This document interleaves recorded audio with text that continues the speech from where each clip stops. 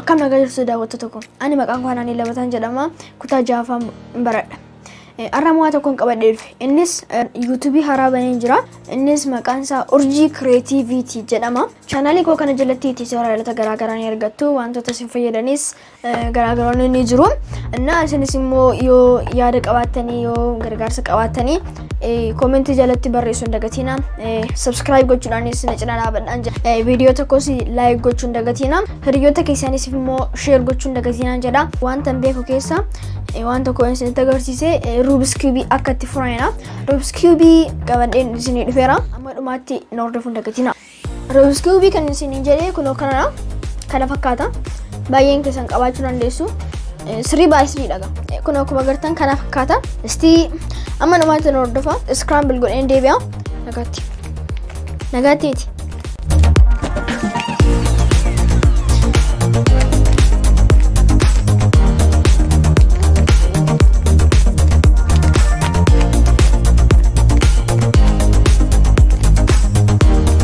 እሺ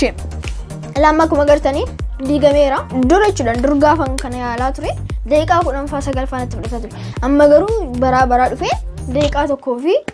15 keessatti fixee jechuudha እና እስቲ አማሞ እንወጀና amma dhumaatti na hordofuun dagatina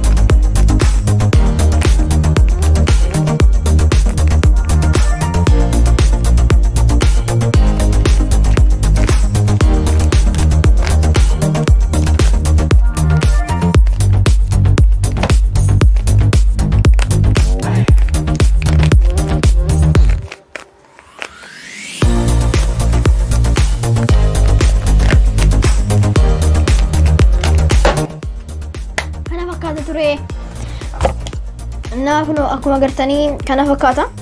fixeen isinitti agarsiise yeroo biraamoo akka itti furan isinitti agarsiisa paartii qaba paartii isaadhaanii ilaala kutaa qaba